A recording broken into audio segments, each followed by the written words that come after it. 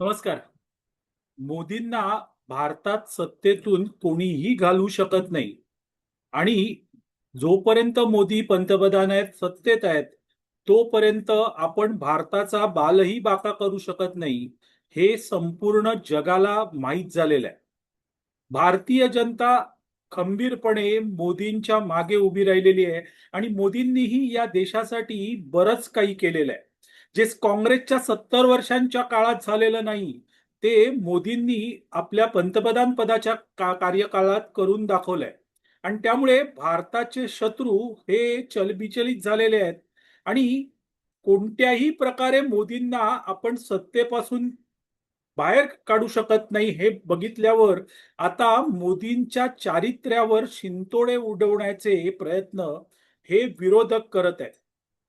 भारतातले तर विरोधक सोडून द्या, पण जगभरातले विरोधक हे या सगळ्या कटात सामील झालेले आहेत. आणि CIA, जी अमेरिकन गुप्तचर संस्था आहे, तिने मोदींचा चारित्र्य हनन करण्याचा एक कट रचलेला आहे आणि या CIA चे एजंट भारतामध्ये कार्यरत झालेले आहेत.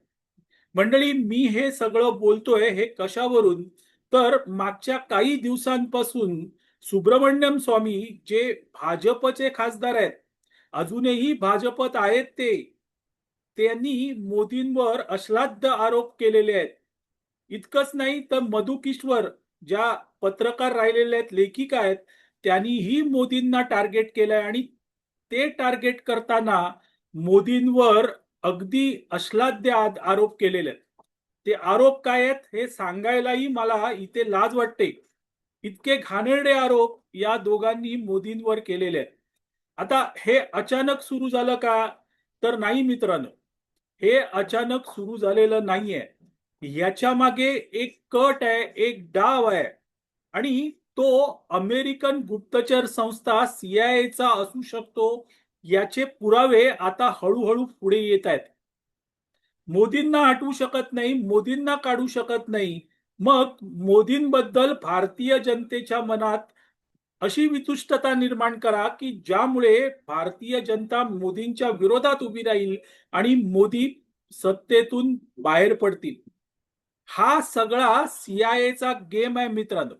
आणि त्यासाठी त्यांनी हाताशी धरलेला आहे, ते म्हणजे सुब्रमण्यम स्वामी आणि मधु किश्वर यांना. हे दोघं CIA एजंट आहेत का? मित्रांनो, मी काहीही दावा करत नाहीये, पण सुब्रमण्यम स्वामी यांच्याबद्दल चीनच्या एका वृत्तपत्राने असं म्हटलं होतं की सुब्रमण्यम स्वामी हे CIA एजंट आहेत.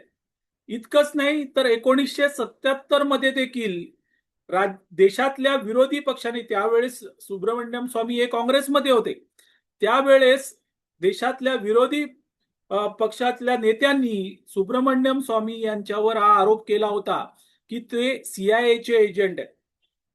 मधु किश्वर यांच्याबद्दलही त्या CIA एजंट आहेत असे आरोप झालेले आहेत. आता या दोघांनी या आरोपाचं खंडन केलेलं आहे.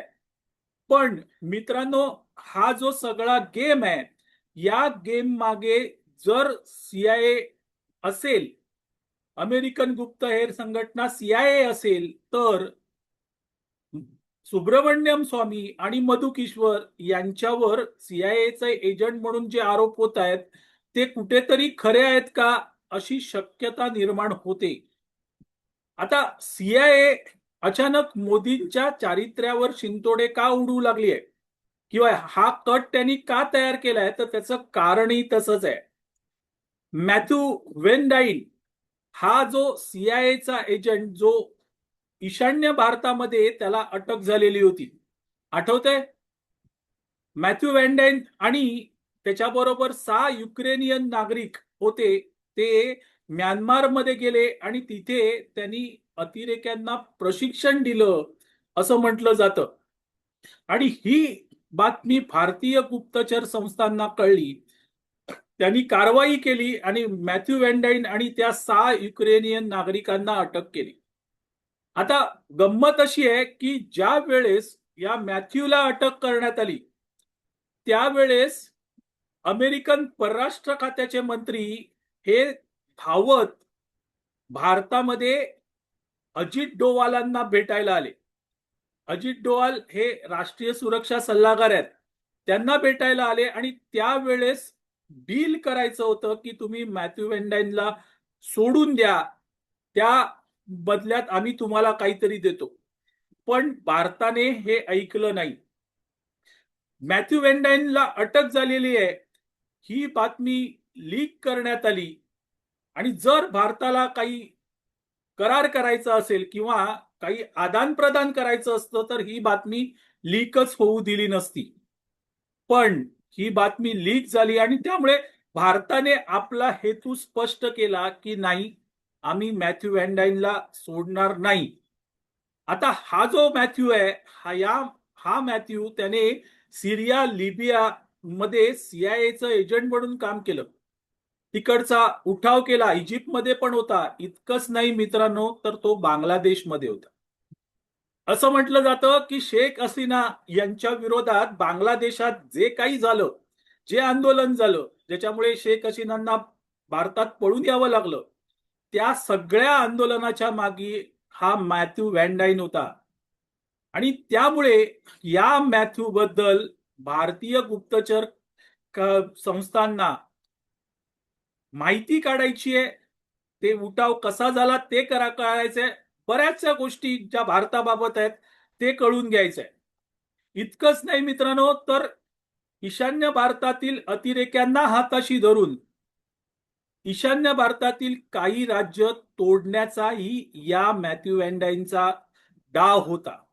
आणि तो सगळा डाव हा भारतीय गुप्तचर संस्थांनी उधळून लावला आणि त्यामुळे सीआयए संतप्त झाली, लाल बबुला झाली.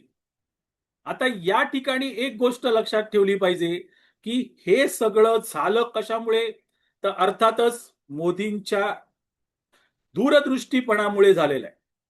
आणि भारतीय गुप्तचर संस्थांना मोदींनी जो फ्री हँड दिलेला आहे त्यामुळे हे झालेलं आहे. आणि हे अमेरिका जाणते. मॅथ्यू वेंडाईन भारताच्या हातात लागल्यामुळे अमेरिकेच्या विरोधात अनेक पुरावे भारताकडे उपलब्ध होणार आहेत आणि त्यामुळे कोणत्याही परिस्थितीत नरेंद्र मोदी यांना सत्तेपासून दूर करण्याचा डाव अमेरिकेची सीआयए एजन्सी खेळते. आणि त्यातला सगळ्यात शेवटचा भाग म्हणजे मोदींच्या कार्यावर टीका करून झाली, मोदी हे मुस्लिमांच्या विरोधात आहेत यावर टीका करून झाली, गुजरात दंगली विरोधात टीका करून झाली.